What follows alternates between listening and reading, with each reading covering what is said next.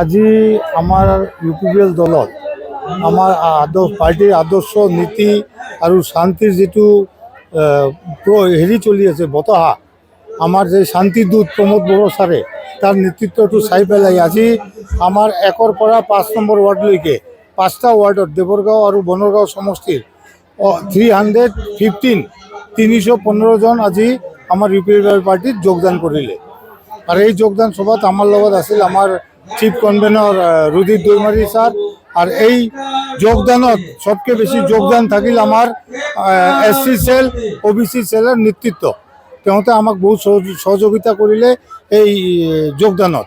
আজি যোগদানৰ পিছত আপোনালোকে চাব পাৰে যে আমি কোকৰাঝাৰ টাউনত কেনেকা কাম কৰি আছোঁ বা শান্তিৰ কাৰণে মানুহে আমাৰ ওচৰত আহি আছে।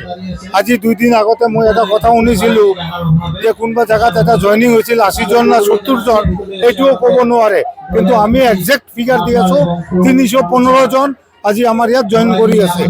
আৰু এদিনে তেওঁতে কৈছিল যে 80 জন জইন কৰাই বোলে কাম্পা ছাৰ ভৰত শৰ্মা সব শেষ হৈ গ'ল, ইউপিপিএল শেষ হৈ গ'ল। তেতিয়াহ'লে আজি আমাৰ 315 জন হ'ল, তাৰমানে কোকৰাঝাৰ টাউনত বিপিএফ শেষ হৈ গ'ল। আমি 4টা সিটে জিতি আছোঁ। আজি दिनै जोंनि दोलोनि जे प्रमोद बर' सार दैदेननाय राजनीतिक दल इउपिपिएल दल बे दोलोनि नीति आदर्श ओमफ्राय समस्त बिटिआर ओनसोलाव 35 लक्ष जि जनसाधारण दं, ओमफ्राय 26टा जाति जनगोष्ठीनि जि गासैबो ओनसोलाव गासैबो बिथिंथिं शिक्षा दीक्षानि खेत्रथिं होन स्पर्ट्सनि खेत्रआव होन गासैबो बिथिंथिं आरो जोंनि ओनसोलाव जि उन्नयन जाबाय बे उन्नयन ओमफ्राय जोंनि दलनि नीति आदर्शखौ नुनानै दिनै जोंनि क'क्राझार टाउननि 1निफ्राय 5सिम जि वार्ड दङ क'क्राझार टाउनाव, बे वार्डनिफ्राय टटेल 315 जन 315 क'क्राझार टाउननिफ्राय जइनिं जाफैदों। दिनै जइनिं जानायफ्रा मा बबे दोलोनिफ्राय फैदों? बे दोलोआ जाहैबाय नोङो सोरबा बिजेपिनिफ्राय दङ, सोरबा बिपिएफनिफ्राय दङ, सोरबा कंग्रेसनिफ्राय दं।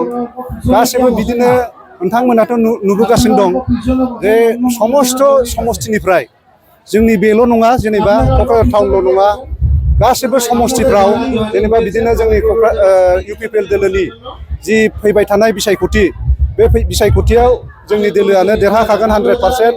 ओमफ्राय सरकाराबो जोंनियानो दाखागोन, प्रमोद बर' सारानो चिफ जागोन। बेफोरखौ नुनानै ओमफ्राय जोंनि नैबे दोलोनि नीति आदर्शखौ नुनानै दिनै लोब लोब जइनिं जाबोगासिनो दं। नोंथांमोना नुदों बिपिएफनिफ्राय दा जायफोर जोंनि दोलोआव बिजाथि मोनदों, जेनेबा खाम्फा सार चन्दन सार, बिथांमोनाबो जोंनि दोलोनि खामानि मावनाय जोंनि नीति आदर्श आरो डेभेलपमेन्टखौ नुनानै बिथांमोनाबो जोंनि दोलोआव जइनिं जाफैदों आरो बिजाथि मोनदों। 100% दा जाबायदि नुदों दिनैनि जइनिंखौ नायदो नोङो, आरो आवगायावबो बिदिनो मेरला जइनिं जाबोबाय। आरो जोंनि दोलोनि जि शक्तिशाली जि बोलो लानानै जोंनि कर्मिफ्रा खामानि मावगासिनो दं, बेफोरखौ नायोबा जोंनि दोलोआ 100% देबरगाव समष्टियाव देरहागोन।